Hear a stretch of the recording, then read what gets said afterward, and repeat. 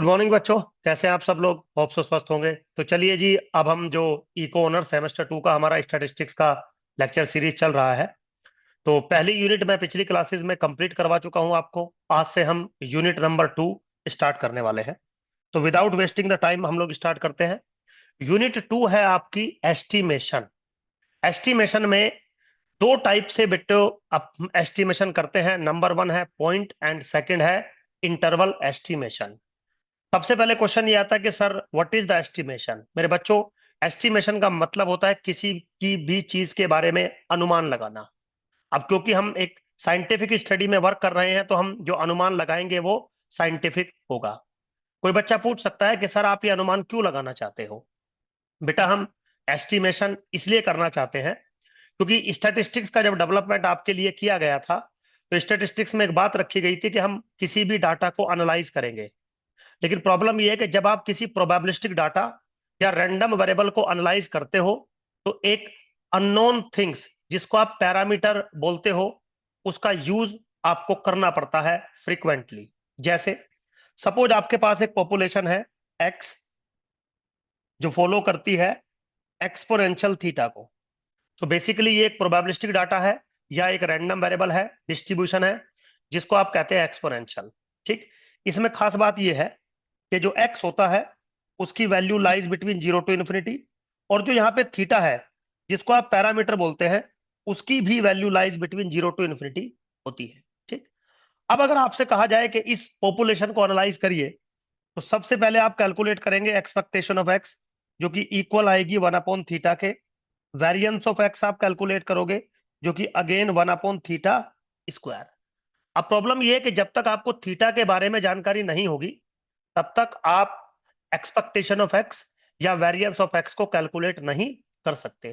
तो सबसे पहले आपको इस पॉपुलेशन को एनालाइज करने के लिए थीटा को फाइंड करना पड़ेगा। अब प्रॉब्लम यह है मेरे बच्चों, हम थीटा को कभी भी फाइंड नहीं कर सकते। तो हम क्या करते हैं? हम थीटा को एस्टिमेट करते हैं। हम थीटा के बारे में एक अनुमान लगाते हैं। तो बात यह है कि जब ये अनुमान आपका लगाया जाएगा, थीटा को एस्टिमेट किया जाएगा, तो एस्टिमेशन दो कैटेगरी में होता है। एक होता है पॉइंट एस्टिमेशन और एक होता है interval estimation. Point estimation and interval estimation, समझ गए? पॉइंट एस्टिमेशन का मतलब है कि जो आप अनुमान लगाएंगे वो प्योरली एक नंबर बनेगा। इंटरवल एस्टिमेशन का मतलब है जो भी आप अनुमान लगाएंगे, जैसे भी लगाएंगे वो बात की बात है, लेकिन वो एक इंटरवल बनेगा।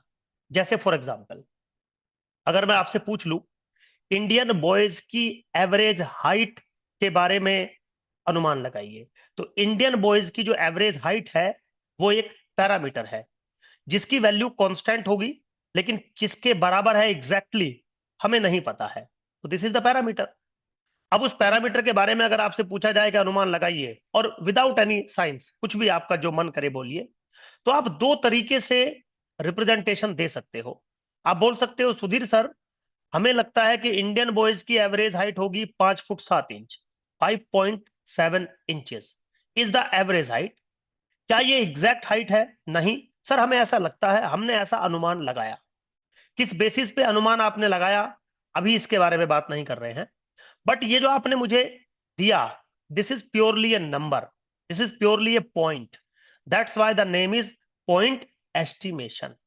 यहीं पे अगर आप मेरे बच्चों ये कहते कि सुधीर सर हमें लगता है कि इंडियन बॉयज की एवरेज हाइट 5.6 इंचज से लेकर 5.9 इंचज के बीच में कहीं पर बिलोंग करेगी, तो आप एग्जैक्टली एक नंबर नहीं बता रहे हैं, आप मुझे एक इंटरवल दे रहे हैं 5.6 टू 5.9, सच दैट आप कहना चाहते हैं कि इंडियन बॉयज की जो एवरेज हाइट है वो इस इंटरवल में बिलोंग कर सकती है। Now this estimation is called interval estimation. अब ये काम आपने कैसे किए, ये मेरी जो सेकंड यूनिट है उसका वर्क है।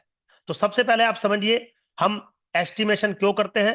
क्योंकि हमें पॉपुलेशन के किसी पैरामीटर को एस्टिमेट करना होता है, उसकी वैल्यू के बारे में एक जानकारी हमें चाहिए होती है। बट बी केयरफुल, ये जो एस्टिमेशन आप करेंगे वो साइंटिफिकली होगा। ठीक।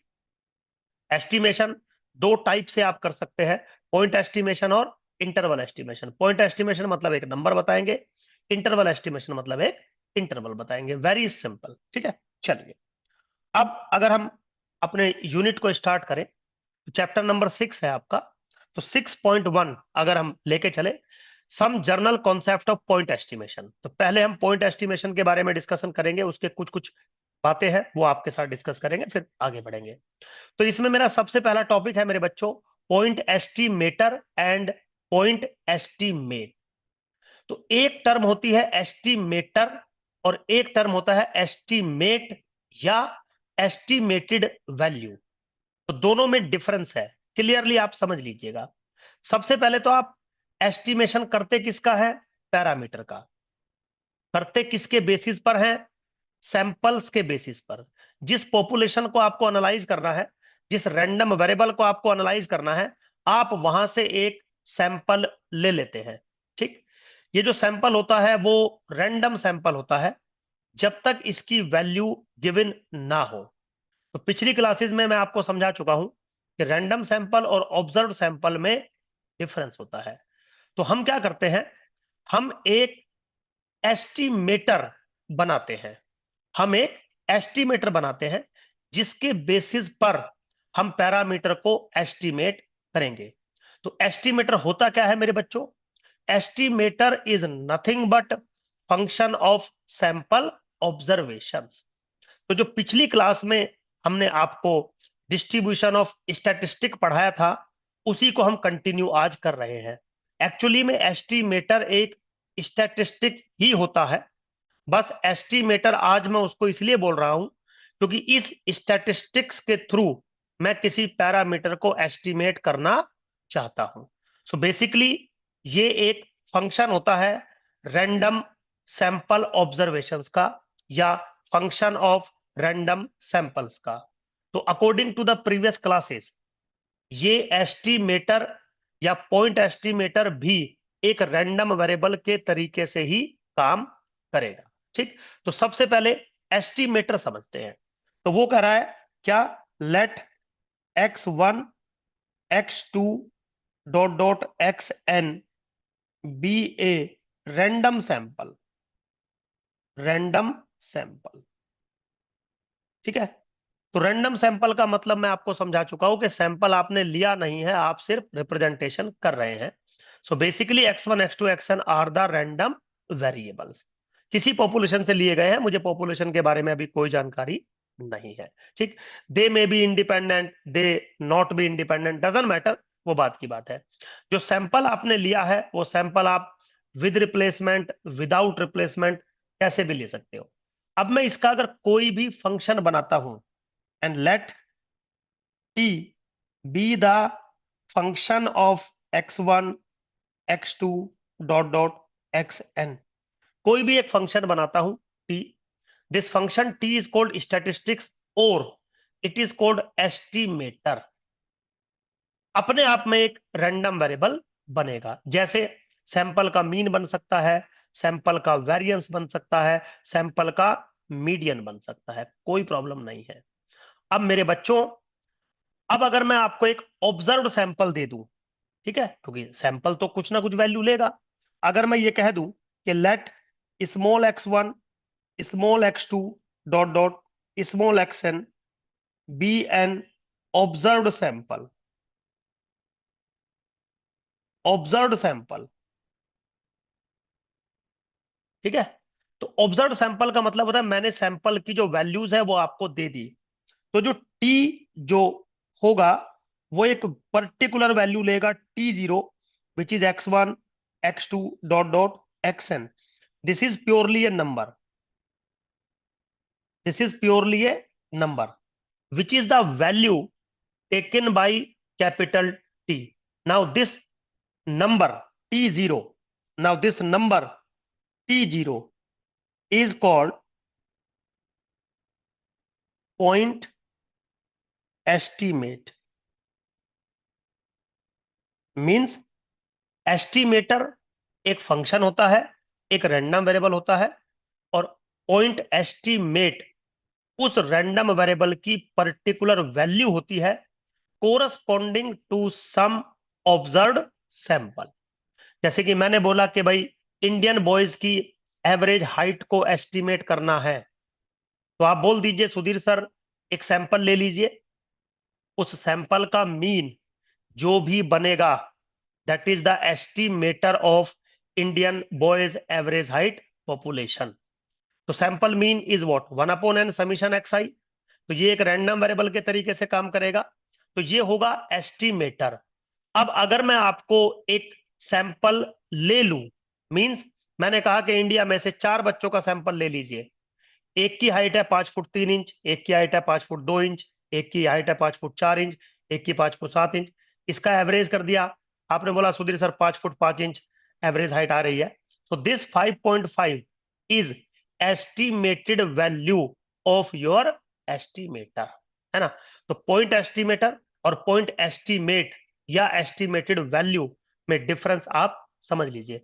एस्टिमेटर का मतलब होता है जो एस्टिमेट करेगा, वो एक फंक्शन होता है सैंपल ऑब्जर्वेशंस का, रैंडम ऑब्जर्वेशंस का, किसी पर्टिकुलर सैंपल के कोरस्पॉन्डिंग उसकी जो वैल्यू मिलती है that is called point estimate. तो मेरे बच्चों traditionally x bar this is the estimator, और इसकी value small x bar corresponding to the observed sample is called estimate और एस्टिमेटेड वैल्यू। बहुत सारे ऑप्शंस आपको ऐसे मिल सकते हैं। अब ये सब पॉइंट एस्टिमेटर की कैटेगरी में क्यों है, क्योंकि ये हमें एक वैल्यू दे रहे हैं corresponding to some observed sample, इसीलिए हम इसको पॉइंट एस्टिमेटर की कैटेगरी में रखते हैं, कोई प्रॉब्लम नहीं है। एग्जाम्पल आप ले सकते हैं, जैसे एग्जाम्पल है कि भाई सैंपल मीन, मीन और sample median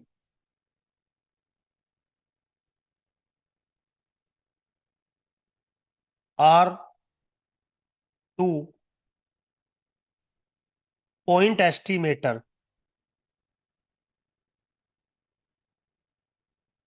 of population mean.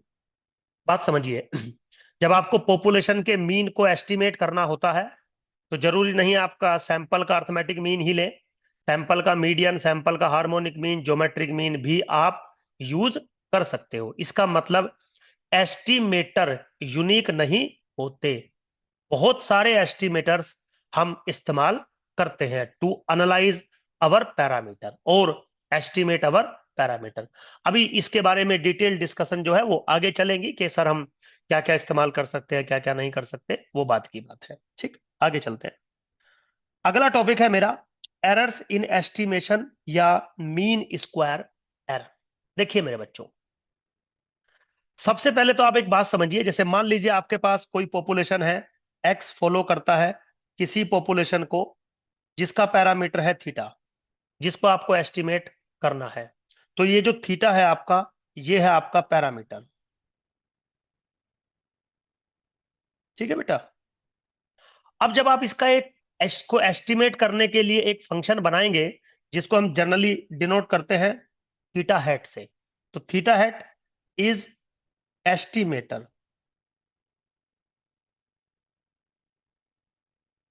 Of theta.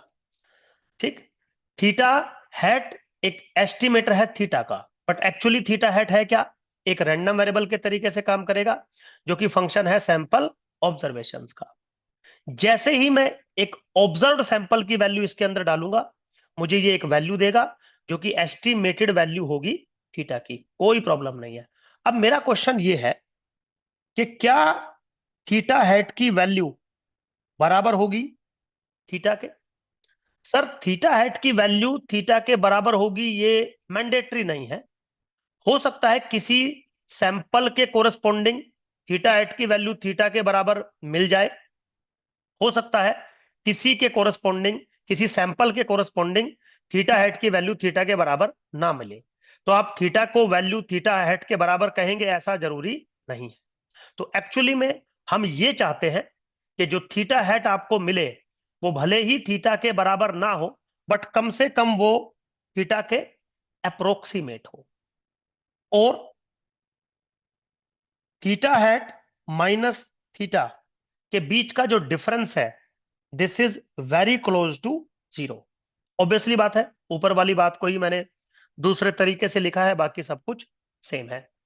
तो वो कहता है कि जो इनके बीच का गैप है, यानी कि थीटा की ट्रू वैल्यू और थीटा हैट की एस्टिमेटेड वैल्यू के बीच का जो डिफरेंस है, this is an error in the estimation. कि जो भी आप चीज एस्टिमेट कर रहे हो उसके बीच में कुछ ना कुछ एरर हो जाएगी। ऑब्वियसली बात है, एग्जैक्ट थीटा की वैल्यू निकालना ऑलमोस्ट इम्पॉसिबल है। तो हम क्या करते हैं, अनुमान लगाते हैं, बट उस अनुमान में कुछ एरर होती है। Now this error is called mean square error. बिल्कुल स्टैंडर्ड फॉर्मेट है। तो जो मीन स्क्वायर एरर होती है, MSE, मेरे बच्चों, mean square error is nothing but expectation of theta hat minus theta का होल स्क्वायर, दैट्स इट। अब देखिए, जो थीटा है वो एक नंबर है, जो थीटा हैट है वो एस्टिमेटर है, तो ये एक रैंडम वेरिएबल है। थीटा हैट माइनस थीटा का होल स्क्वायर करेंगे तो भी एक रैंडम वेरिएबल बनेगा। तो आप उसकी एक्सपेक्टेड वैल्यू कैलकुलेट करेंगे। Now this number, expectation of theta hat minus theta का whole square, is called mean square error. इसका मतलब आप ये कहना चाहते हैं कि कहीं ना कहीं theta is equal to theta hat plus minus mean square error होगा। ऑब्वियसली बात है, क्योंकि थीटा थीटा हैट के बराबर हो ऐसा जरूरी नहीं है। तो थीटा और थीटा हैट की वैल्यू को एडजस्ट करने के लिए एक एरर कॉन्सेप्ट इंट्रोड्यूस कर दिया गया, जिसकी average value is calculated by expectation of theta hat minus theta का होल स्क्वायर। बिल्कुल सिंपल है। एक्सपेक्टेशन निकालनी आप जानते हैं, सेमेस्टर 1 में आपको पढ़ाया गया होगा। उसके बाद हम कुछ चीजों पर वर्क कर सकते हैं। तो एस्टिमेशन के बारे में आपको थोड़ा बहुत लिटिल बिट आइडिया हुआ होगा कि एस्टिमेशन हम क्यों करना चाहते हैं। और जब आप एस्टिमेशन कर रहे होते हैं तो सिंपल सी बात है, आपने गलती तो करी होगी, उस गलती के मेजरमेंट को भी आपको कैलकुलेट करना होगा। उस गलती को हम कहते हैं एरर्स इन एस्टिमेशन, और उसका जो मेजरमेंट होता है that is called the mean square error. How to calculate it, आपको डिफाइन कर दिया मैंने। ठीक है बेटा, तो ज्यादा टाइम वेस्ट नहीं करता हूं मैं पढ़ाते टाइम, आगे चलते हैं इसी को लेके।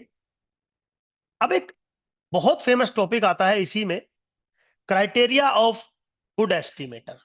ठीक है, अब समझिए ये क्राइटेरिया क्यों आता है। देखिए मेरे बच्चों, जैसे मान लीजिए आपको किसी पैरामीटर को एस्टिमेट करना है, तो जैसे अभी मैंने एक एग्जांपल दिया था कि पॉपुलेशन के मीन को अगर आपको एस्टिमेट करना है तो आप सैंपल का अर्थमेटिक मीन यूज कर सकते हैं, सैंपल का मीडियन भी यूज कर सकते हैं, कोई प्रॉब्लम नहीं है। हो सकता है अभी आपको ऐसा लग रहा होगा कि सर आप दो दो क्यों यूज कर सकते हैं, बिल्कुल कर सकते हैं।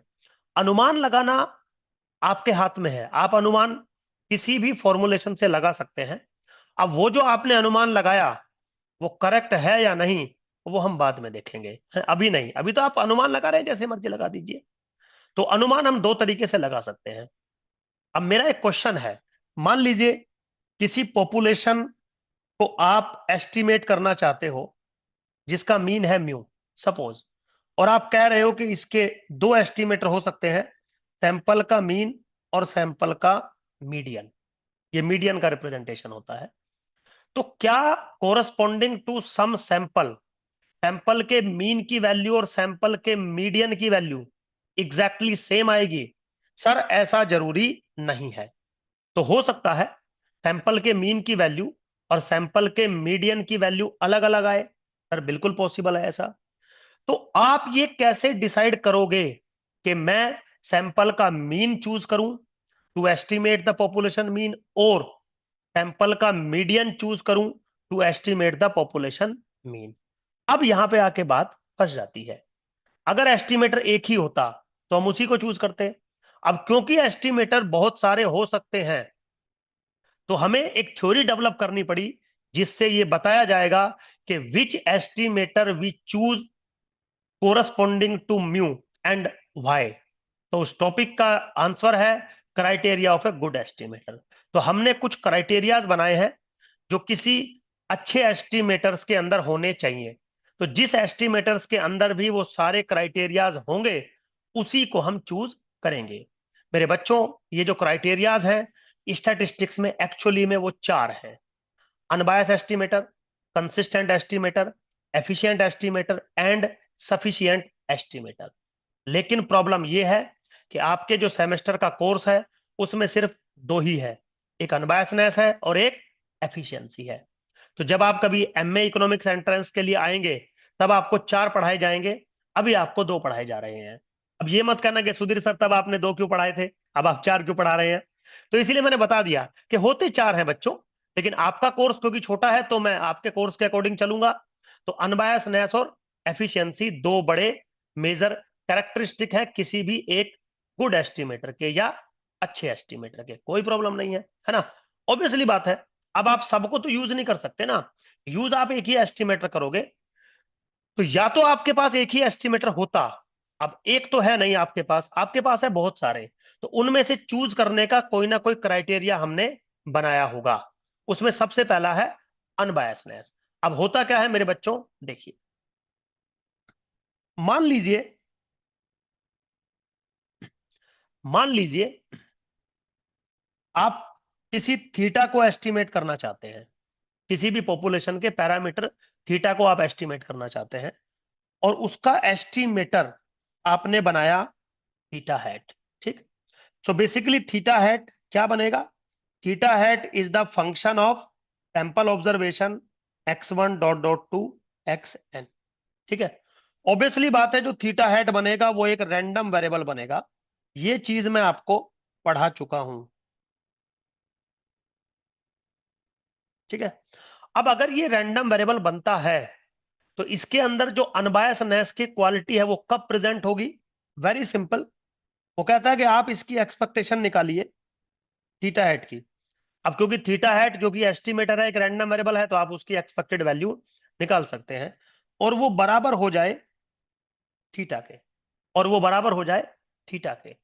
अगर ऐसा होता है तो हम ये बोलेंगे कि theta hat is an unbias estimator of theta. हम क्या बोलेंगे? Theta hat is an unbiased estimator of theta.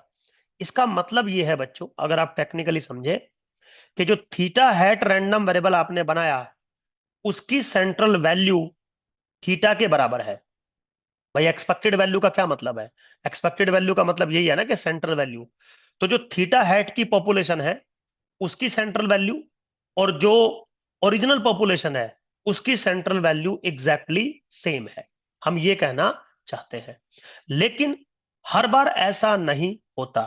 तो इसका मतलब ये हुआ, if expectation of theta hat is not equal to theta, then theta hat is called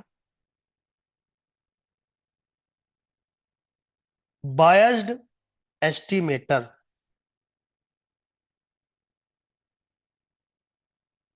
of theta, biased estimator of theta, and expectation of theta hat minus के theta, which is equal to bias in theta, is called bias in estimating the parameter theta। तो आप अगर गौर से समझे तो आपने एक estimator तो बना लिया, लेकिन क्या उसके अंदर कुछ क्वालिटीज प्रेजेंट हैं? तो चेक करते हैं। वो कहता है कि अगर expected value of theta hat बराबर आ गई थीटा के फॉर ऑल थीटा, थीटा पे कोई कंडीशन नहीं लगनी चाहिए, तो कंफर्म थीटा हैट एक अनबायस एस्टिमेटर होगा थीटा का। अगर ऐसा नहीं होता है, मतलब expectation of theta hat equal नहीं है थीटा के, तो theta hat is called the biased estimator, मतलब उसके अंदर कोई बायसनेस प्रेजेंट हो गई है। तो पता करना होता है कि उसके अंदर कितनी बायस है। तो बायस का जो फॉर्मूला है मेरे बच्चों, वो expectation of theta hat minus के थीटा। बायस बहुत सारे टाइप की होती है, पॉजिटिवली बायस्ड और नेगेटिवली बायस्ड। तो एक्सपेक्टेशन ऑफ थीटा हैट अगर थीटा से बड़ी है, ग्रेटर है, तो positively bias. Expectation of theta hat अगर लेस देन है थीटा से, तो नेगेटिवली बायस्ड। कभी कभी ऐसा पूछ लिया जाता है, तो हमें बता देंगे कि सर ऐसा हो जाता है। ठीक। अब यहां पे मेरे बच्चों एक छोटा सा नोट है। क्या नोट है?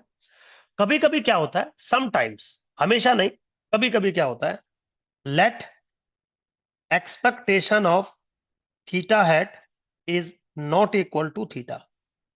Expected value of theta hat जो है वो थीटा के बराबर नहीं है, but expectation of theta hat पर अगर मैं लिमिट लगा दूं as sample size tends to infinity, और वो बराबर बन जा रहा है थीटा के, मतलब expected value of theta hat theta के बराबर नहीं है, बट जैसे ही मैं expected value of theta hat निकालता हूं और उस पर लिमिट लगा देता हूं as n tends to infinity, वो चीज बराबर बन जाती है थीटा के, then theta hat is called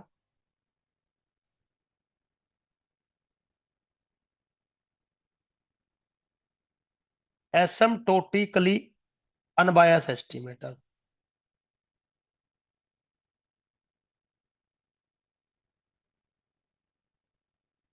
theta hat is called asymptotically unbias estimator. मेरे बच्चों, एसिम्प्टोटिक का मतलब होता है लिमिटिंग बिहेवियर। आपने शायद 12th क्लास के मैथमेटिक्स में पढ़ा भी होगा एसिम्प्टोट्स के बारे में। तो कोई भी बिहेवियर अगर लिमिटिंग बिहेवियर होता है, जैसे यहां पर लिमिटिंग बिहेवियर आ गया as n tends to infinity, तो मान के चलिएगा आप लिमिटिंग बिहेवियर में हम एसिम्प्टोटिक टर्म का इस्तेमाल करते हैं। तो वो कह रहा है कि इस केस में आप ये तो नहीं कह सकते कि आपका एस्टिमेटर अनबायस है, बट जैसे जैसे सैंपल साइज इंक्रीज होता चला जाता है अप टू इन्फिनिटी, तो उसके अंदर अनबायसनेस प्रेजेंट हो जाती है, बट उसका एक स्पेशल नाम रखा जाएगा, that is called asymptotically unbias. अब वो अनबायस नहीं रहा, वो हो गया एसिम्प्टोटिकली अनबायस। तो मेरे बच्चों, अनबायस एस्टिमेटर के बारे में मैंने थोड़ा सा आपको समझाया, ज्यादा डीप में इसलिए नहीं जाता हूं क्योंकि अब सेमेस्टर में है, उतने डीप डिस्कशन की आपको जरूरत नहीं है, थोड़ा सा आपको आइडिया होना चाहिए ताकि टाइम वेस्ट आपका ना हो। अब मैं कुछ क्वेश्चंस आपके साथ डिस्कस करूंगा जो कि प्योरली थ्योरेटिकल क्वेश्चन है। इस यूनिट से मेरे बच्चों आपके पास दो टाइप के क्वेश्चंस आते हैं, थ्योरेटिकली और प्रैक्टिकली। तो प्रैक्टिकली क्वेश्चंस भी हम डिस्कस करेंगे जो कि आपकी बुक की बैक एक्सरसाइज में बहुत सारे दिए गए हैं, और कुछ थ्योरेटिकल क्वेश्चन भी आते हैं, थ्योरम्स टाइप के क्वेश्चंस भी आते हैं, वो भी मैं आपके साथ डिस्कस करूंगा। तो चलिए जी, आज का जो सबसे पहला क्वेश्चन है मैं लेके चलता हूं।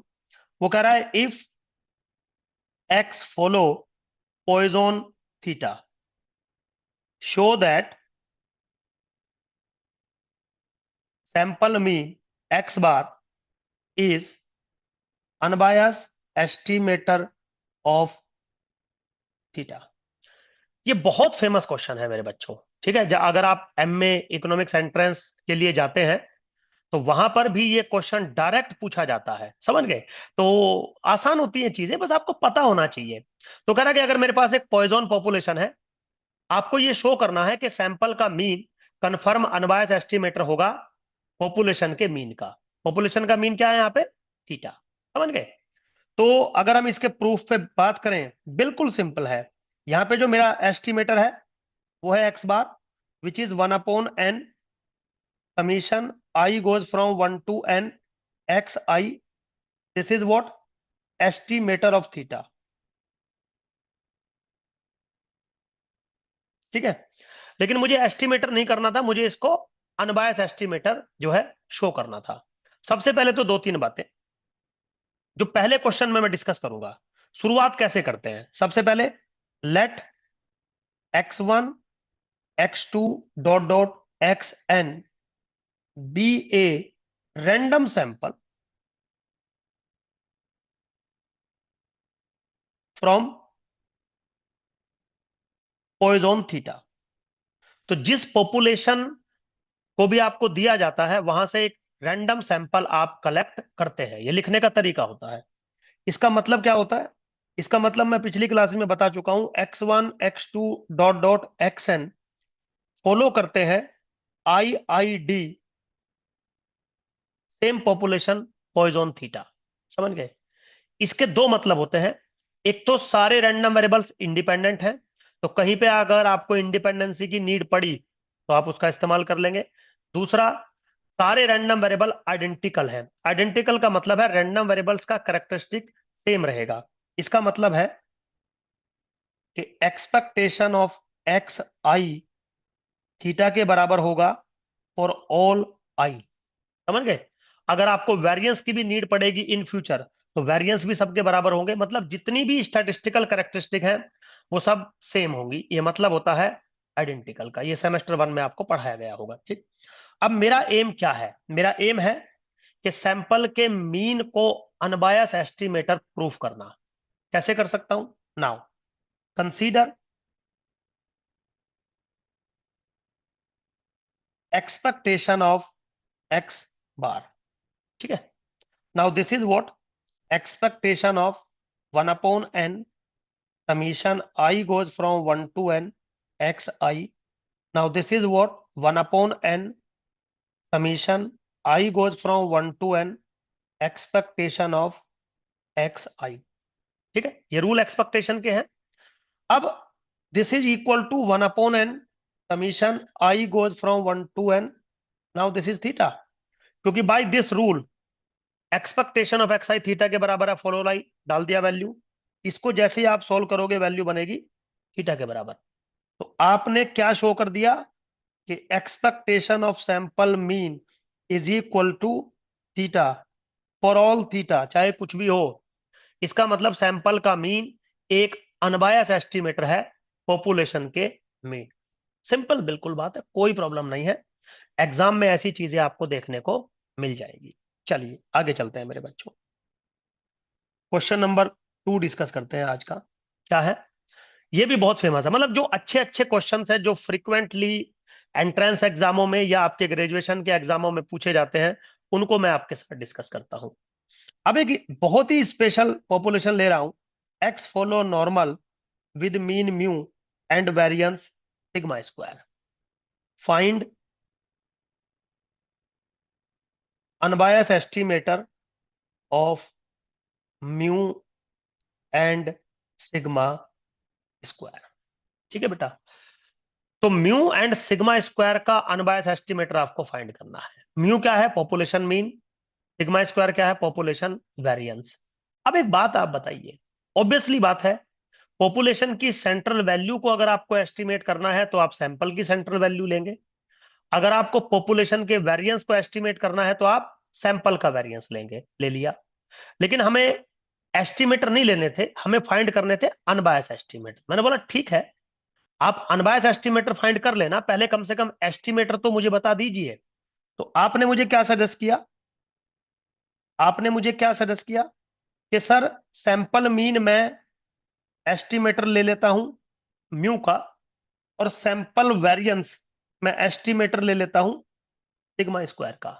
अब सवाल ये आएगा, ये जो आपने लिए क्या ये अनबायस एस्टिमेटर हैं? क्योंकि मुझे तो अनबायस एस्टिमेटर कैलकुलेट करने थे। मैंने बोला ठीक है, आप पहले एस्टिमेटर तो लीजिए, उसके बाद देखते हैं वो एस्टिमेटर्स अनबायस बनेंगे या नहीं बनेंगे। तो चलिए जी, सबसे पहले एक्स बार के बारे में जानकारी लेते हैं। फिर से बिल्कुल same process. Let x1 x2 dot dot xn be a random sample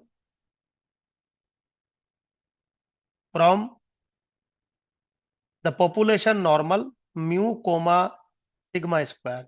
इसका मतलब है expectation of xi is equal to mu and the variance of xi is equal to sigma square for all i।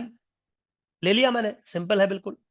Now सबसे पहले पे अगर हम काम करें, एक्सपेक्टेशन ऑफ एक्स बार पे अगर हम काम करें बाय द सेम रूल जैसा पिछले वाले में था, this is expectation of 1 upon n summation I goes from 1 to n xi। Now technically this is 1 upon n summation I goes from 1 to n expectation of xi। Now this is 1 upon n summation i goes from 1 to n mu, क्योंकि सबकी expected value mu है। Now this thing become mu. इसका मतलब जो expectation of x बार है वो बराबर बन गया म्यू के। तो इन the case of normal population, sample का मीन अनबायस एस्टिमेटर है पॉपुलेशन के मीन का। ठीक। अब सैंपल के वेरिएंस की बात करते हैं सेकंड पार्ट में। Now let us consider sample का variance s square which is 1 upon n minus 1 summation i goes from 1 to n x i minus x bar का होल स्क्वायर। सिंपल है बिल्कुल, है ना। अब इसकी अनबायसनेस चेक करते हैं। वेरी सिंपल, देखिए कैसे। एक्सपेक्टेशन लगा दीजिए दोनों तरफ। एक्सपेक्टेशन ऑफ एस स्क्वायर किसके बराबर बनेगा? 1 upon n minus 1 expectation of bracket summation i goes from 1 to n x i minus x bar का होल स्क्वायर। अब इसको थोड़ा सा सिंप्लीफाई करिए आप। तब तक सिंप्लीफाई करते चले जाइए जब तक राइट हैंड साइड में सिग्मा स्क्वायर ना बन जाए, क्योंकि अगर आपको एस स्क्वायर को अनबायस एस्टिमेटर दिखाना है तो expectation of s square is equal to the sigma square आपको दिखाना पड़ेगा। प्रूफ करना है आपको, लर्न करना होता, ऑब्जेक्टिव एग्जाम होता तो मैं और ट्रिक बता देता आपको, लेकिन यहां तो प्रूफ करना है। तो आप राइट हैंड साइड को ओपन करते हुए चले जाइए और तब तक ओपन करिए जब तक वो सिग्मा स्क्वायर के बराबर ना बन जाए। तो मेरे बच्चों बिल्कुल सिंपल होती हैं चीजें, ऐसे कोई जो है टिपिकल टास्क नहीं होते इसमें। Now this is what 1 upon n minus 1 बाहर रखा, एक्सपेक्टेशन भी मैंने बाहर रखा, अंदर का मैंने समीशन ओपन कर दिया। I goes from 1 to n, this is what x i square plus x bar square minus 2x bar into x i bracket close. Now this is 1 upon n minus 1 expectation of bracket start summation x i square i goes from 1 to n okay plus n x bar square minus 2x bar into summation x i goes from 1 to n। ये सारी चीजें बिल्कुल simple हैं, कोई इसमें rocket science नहीं लगी होती। Now this is 1 upon n minus 1 expectation of this is summation i goes from 1 to n x i square plus n x bar square minus के। अब देखो जो ये समीशन एक्स आई है, यहां साइड में लिख देता हूं, summation x i i goes from 1 to n बराबर होता है n एक्स बार के। ठीक। तो यहां से क्या मिलेगा? 2, एक n यहां से मिल गया, एक्स बार का स्क्वायर, ऐसे आपको एक टर्म यहां पे मिल जाएगी। वेरी सिंपल ना। और थोड़ा सा अगर मैं इसको एनालाइज करूं तो this is 1 upon n minus 1 expectation of summation x i square i goes from 1 to n minus के n x bar square minus के n एक्स बार। ठीक है, चलिए अब मैंने एक्सपेक्टेशन इसके ऊपर ऑपरेट कर दी। 1 upon n minus 1 bracket summation i goes from 1 to n expectation of x i square minus n times expectation of x bar का होल स्क्वायर ब्रैकेट क्लोज। ठीक है। अब इनकी वैल्यूज मेरे बच्चों आपको कुछ कुछ पुट करनी पड़ेंगी। Now this is 1 upon n minus 1 bracket summation i goes from 1 to n expectation of x i square बराबर होगा variance of x i plus expectation of x i का होल स्क्वायर। क्यों? क्योंकि फॉर्मूला शायद आपने पढ़ा होगा, वेरिएंस ऑफ एक्स बराबर होता है expectation of x square minus expectation of x का होल स्क्वायर। तो यहां से आपको मिल जाएगा variance of x i plus expectation of x i का whole square bracket close.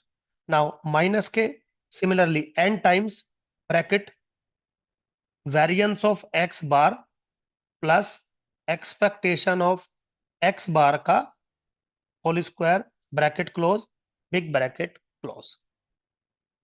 Simple है बिल्कुल। अब इनकी वैल्यू जरा एक बार आप अगर डालें तो this is what 1 upon n minus 1 bracket summation i goes from 1 to n, variance of x i sigma square के बराबर है, plus expectation of x i mu के बराबर है, तो दिस इज म्यू स्क्वायर, बिल्कुल क्लियर है। नाउ ब्रैकेट क्लोज, माइनस के n times variance of x bar किसके बराबर बनेगा, पिछली क्लास में बताया था सिग्मा स्क्वायर बाई एन, तो this is sigma square by n. Now plus expectation of x bar किसके बराबर बनेगा, expectation of x bar mu के ही बराबर बनेगा, लेकिन उसका होल स्क्वायर है, तो this thing become mu square, bracket close and big bracket close.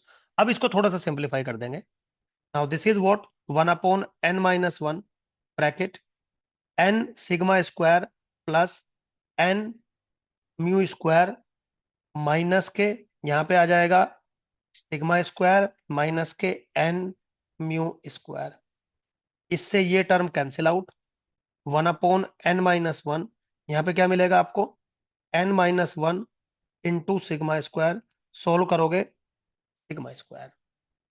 ठीक है बेटा, सिंपल है बिल्कुल। तो अल्टीमेटली आपने मुझे क्या रिजल्ट दिया, आपने मुझे रिजल्ट दिया expectation of s square is equal to sigma square. Means in the case of normal population, in the case of normal population sample का जो वेरिएंस है वो अनबायस एस्टिमेटर होता है पॉपुलेशन के वेरिएंस का। ठीक है बेटा, तो यहां पे मेरे बच्चों बहुत सारे एस्टिमेटर्स बनाए जा सकते हैं, ज्यादा डीपली डिस्कशन नहीं कर रहा हूं, बट आप अगर कभी पूछेंगे, कोई बात होगी आपसे, तो आप पूछ सकते हैं कि सुधीर सर और क्या आप बना सकते थे या और क्या हो सकता है। जैसे फॉर एग्जांपल अगर मैं एक नोट लिखूं, कभी कभी वो एक एस्टिमेटर बनाता है t which is 1/n, summation i goes from 1 to n x i minus x bar का होल स्क्वायर। वो इससे भी एस्टिमेट करता है सिग्मा स्क्वायर को। फर्क कितना है, यहां पे मैंने 1/n से डिवाइड किया है, सैंपल वेरिएंस के अंदर 1/n-1 होता है। ठीक, लेकिन यहां पे अगर आप देखेंगे ना मेरे बच्चों, तो जो एक्सपेक्टेशन ऑफ टी है वो बराबर नहीं होती सिग्मा स्क्वायर के।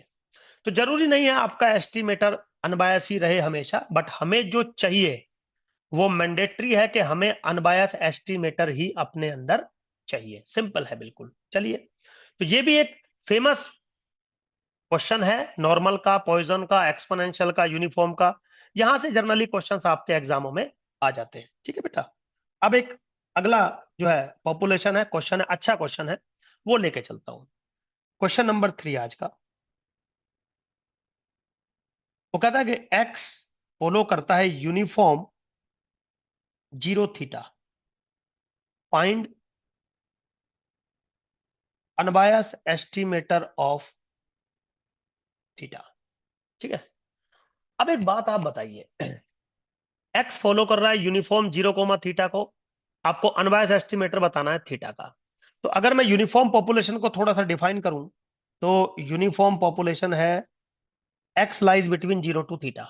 ठीक है, अब एक बात बताइए, आपको थीटा है क्या, थीटा पॉपुलेशन की सबसे लार्जेस्ट वैल्यू है, क्योंकि जो कैपिटल एक्स है वो 0 और थीटा के बीच में बिलोंग करता है। तो पॉपुलेशन की जो सबसे बड़ी वैल्यू है वो थीटा है। तो इसको अगर आपको एस्टिमेट करना होगा तो आप क्या कहोगे, सर जो सैंपल की सबसे बड़ी वैल्यू होगी उससे हम थीटा को एस्टिमेट करेंगे। अब आराम से समझ लीजिए, अब यहां पे थीटा पॉपुलेशन का मीन नहीं है ना, कि मीन वाला फॉर्मूला लगा लोगे सर, सैंपल मीन से एस्टिमेट कर दीजिए। तो अनबायस एस्टिमेटर तो बाद की बात है, पहले हमें बताना होता है कि इसका एक्चुअली में एस्टिमेटर क्या बन सकता है। समझ रहे हो, तो जैसा कि मैंने एक हिंट दिया आपको कि जो थीटा है वो पॉपुलेशन की सबसे बड़ी वैल्यू है, x lies between 0 to theta. तो x which is population less than equal to theta, तो एक्स जो है वो मैक्सिममली थीटा के पास जा सकता है, एक्स की मैक्सिमम वैल्यू थीटा के बराबर हो सकती है। तो अगर थीटा को एस्टिमेट करना है तो आपको सैंपल की सबसे मैक्सिमम वैल्यू निकालनी चाहिए। फिर अनबायसनेस के बारे में बात करते हैं। तो फिर से वही आपने क्या क्या let x1 x2 dot dot xn be a random sample from uniform 0 to theta. ठीक। Let t is equal to max of x i. अब आप समझ गए होंगे t is equal to max of x i मैंने क्यों लिया। समझ गए, क्योंकि मैक्सिमम मुझे पॉपुलेशन का चाहिए। तो ऑब्वियसली बात है, सैंपल का मैक्सिमम मुझे चाहिएगा। ठीक। तो मेरे बच्चों, अब आपको क्या करना है, ये जो टी आपने बनाया, इसकी एक्सपेक्टेड वैल्यू आपको कैलकुलेट करनी है। अगर इस टी की वैल्यू, एक्सपेक्टेड वैल्यू थीटा के बराबर आ गई, तो अनबायस एस्टिमेटर थीटा का मिल जाएगा, नहीं आई तो कुछ करेंगे। लेकिन प्रॉब्लम यह है कि अगर टी की एक्सपेक्टेड वैल्यू आपको चाहिए, तो आपको टी का सैंपलिंग डिस्ट्रीब्यूशन पता होना चाहिए। अब टी है क्या? टी मैक्सिमम है एक्स आई का, तो इसका सैंपलिंग डिस्ट्रीब्यूशन अब आपको निकालना पड़ेगा, जिसके बारे में कुछ हिंट्स हमने यूनिट 1 के अंदर दे रखे हैं। तो चलिए जी, हम काम करते हैं। जब भी ऐसा केस होता है, जब आपको सैंपलिंग डिस्ट्रीब्यूशन निकालना होता है, तो दो चीजों की जानकारी आपको होनी चाहिए। एक तो जो रैंडम वेरिएबल आपका टी बना, उसकी वैल्यू किस किस के बीच में बिलोंग करती है। दूसरा, उसका प्रोबेबिलिटी बिहेवियर क्या हो सकता है। प्रोबेबिलिटी बिहेवियर का मतलब होता है प्रोबेबिलिटी डेंसिटी फंक्शन क्या हो सकता है। तो सबसे पहले तो मेरे बच्चों एक बात बताइए आप, अगर जितने भी आपके एक्साइज हैं, वो सबके सब जीरो और थीटा के बीच में बिलोंग करते हैं, तो कंफर्म उनका मैक्सिमम भी जीरो और थीटा के बीच में ही बिलोंग करेगा। तो इसका मतलब कंफर्म जो आपका टी है, वो भी जीरो और थीटा के बीच में ही बिलोंग करेगा। तो जो टी की वैल्यू है, वो जीरो और थीटा के बीच में बिलोंग करेगी। नाउ, अब हमें इसका डेंसिटी फंक्शन कैलकुलेट करना है। तो यहां पे डेंसिटी फंक्शन डायरेक्टली कैलकुलेट करना थोड़ा सा मुश्किल है, तो हम पहले इसका सीडीएफ फाइंड करते हैं। Now we find CDF of T, cumulative distribution function हम फाइंड करते हैं। कैसे फाइंड करते हैं? एफ टी टी किसके बराबर होगा? Probability that capital T is less than equal to t. ठीक है बेटा। Now this is what? Probability that maximum of x i is less than equal to t. ये आपको सेमेस्टर 1 में सिखाई गई होंगी चीजें, जब आपको पीडीएफ सीडीएफ पढ़ाए जा रहे थे। समझ गए ना? चलिए, अब एक बात बताइए आप, अगर किसी सेट का मैक्सिमम टी से छोटा है, तो कंफर्म सारे के सारे एक्स आई टी से छोटे होंगे। ऑब्वियसली बात है, किसी सेट का अगर मैक्सिमम किसी नंबर से छोटा है, तो वो सारे नंबर उससे छोटे रहे होंगे। तो this is equal to probability that x1 भी less than equal to t रहा होगा, x2 भी less than equal to t रहा होगा, डॉट डॉट xn भी less than equal to t रहा होगा।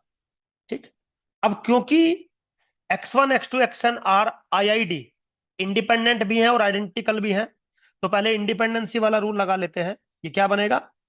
Probability that x1 is less than equal to t into probability that x2 is less than equal to t into dot dot probability that xn is less than equal to T.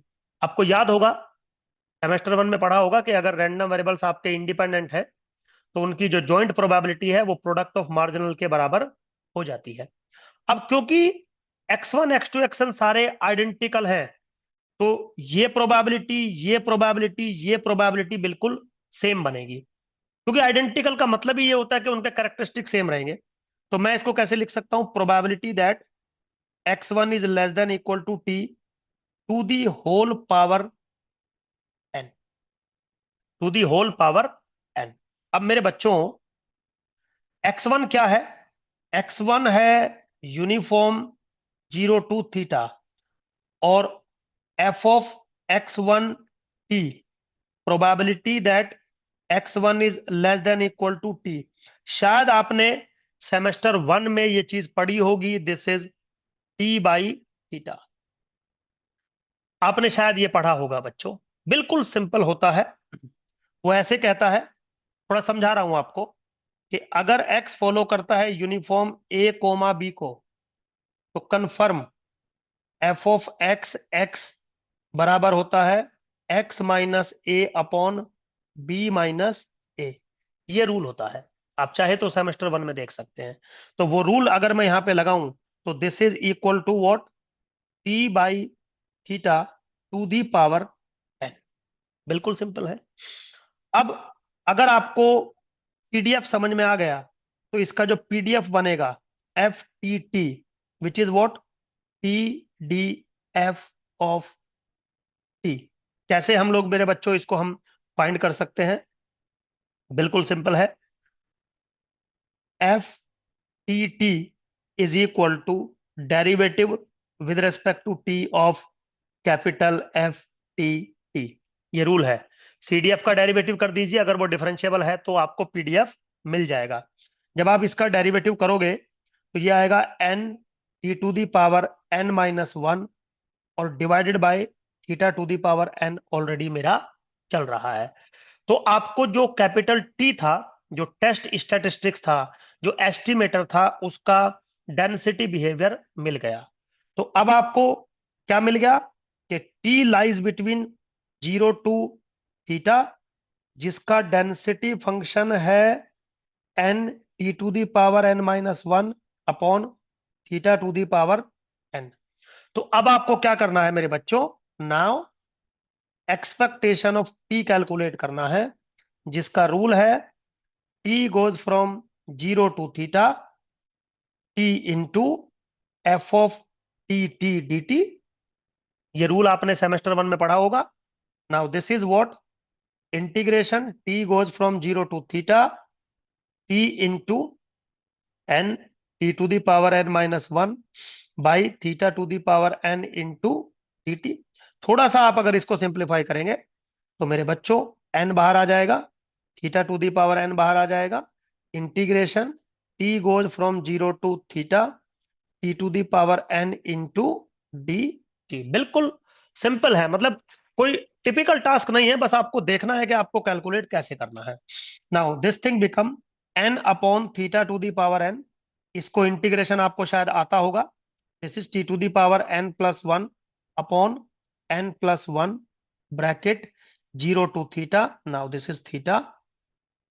थोड़ा सा solve करिए, n upon theta to the power n into theta to the power n plus one upon n plus one. और थोड़ा सा simplify करिए, n upon n plus one into theta, आपको मिल गया। ठीक। तो आप क्या लिखेंगे? आपने लिखा मुझे कि एक्सपेक्टेशन ऑफ टी बराबर आया n upon n plus one into theta के। मैंने बोला ठीक है, लेकिन आपको तो अनबायस एस्टिमेटर थीटा का चाहिए था। अरे भाई साहब, थीटा का भी मिल जाएगा। आप एक सेकंड के लिए इसको ऐसे लिख लीजिए। कैसे? Expectation of n plus one by n into t is equal to theta. आप समझ गए ना? ये इधर चला जाएगा, ये नीचे आ जाएगा। सिंपल है बिल्कुल, है ना? ये रूल है, शायद आपने ये सब चीजें पढ़ी होंगी। तो क्या मिला? जो टी आपने बनाया था, जिसको आप लेके चले थे, एग्जैक्टली वो तो अनबायस एस्टिमेटर नहीं बन पाया, बट उसका एक function which is n plus one upon n into t, ये आपका अनबायस एस्टिमेटर बन गया। तो हम क्या बोलेंगे बच्चों यहां पे कि n plus one upon n into max of x i, क्योंकि टी मेरा मैक्स ऑफ एक्स आई था, is unbiased estimator of theta. बिल्कुल सिंपल है, कोई भी टिपिकल टास्क नहीं है। अगर आप थोड़ा सा इन चीजों को समझोगे, तो मेरे बच्चों चीजें बहुत ही ज्यादा इजी होती हैं। तो आज हमने कुछ बातें आपके साथ डिस्कस की कि क्यों हम एस्टिमेशन करते हैं, एस्टिमेटर क्या होता है, एस्टिमेट या एस्टिमेटेड वैल्यू में क्या डिफरेंस है। एक फंक्शन होता है सैंपल ऑब्जर्वेशंस का, जो कि रैंडम वेरिएबल होता है, और ये एक एग्जैक्टली वैल्यू होती है। क्योंकि ये एग्जैक्टली एक वैल्यू है, इसीलिए हम इसको पॉइंट एस्टिमेटर कहते हैं। अब पॉइंट एस्टिमेटर बहुत सारे बन सकते हैं, हमें कौन सा चूज करेंगे, उसके लिए हमने एक कैरेक्टरिस्टिक क्राइटेरिया बनाया।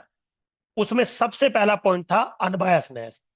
अनबायसनेस का मतलब होता है कि जो एस्टिमेटर आप बना रहे हो उसकी पॉपुलेशन की सेंट्रल वैल्यू और थीटा की वैल्यू एग्जैक्टली कोइंसाइड करनी चाहिए, मतलब सेम होनी चाहिए। तो अगर expected value of theta hat बराबर है एग्जैक्टली थीटा के, तो आपका जो एस्टिमेटर होगा वो एक अनबायस एस्टिमेटर के तरीके से काम करेगा। अगर बराबर नहीं होगा तो वो बायस्ड एस्टिमेटर होगा, और जिस केस में बायसनेस होगी उसमें आपसे पूछा जाएगा कि बायस कितना है। तो बहुत सारी चीजें हैं मेरे बच्चों, सिंपल है, कोई ऐसा टिपिकल टास्क नहीं है। आगे जब हम बढ़ेंगे तो हम और कुछ क्वेश्चंस भी करेंगे, मैं बैक एक्सरसाइज के क्वेश्चंस भी आपको कराऊंगा और मैं पीवाईक्यू के क्वेश्चंस भी कराऊंगा। तो आज जो मैंने ये 3 क्वेश्चंस लिए हैं, ये तीनों ही पीवाईक्यू से मैंने लिए हैं। चलिए मेरे बच्चों, होप सो चीजें आपको समझ में आ रही होंगी। अगर फिर भी कोई डाउट है, सजेशन है, कोई प्रॉब्लम है, आप मुझे बता सकते हो। Thank you.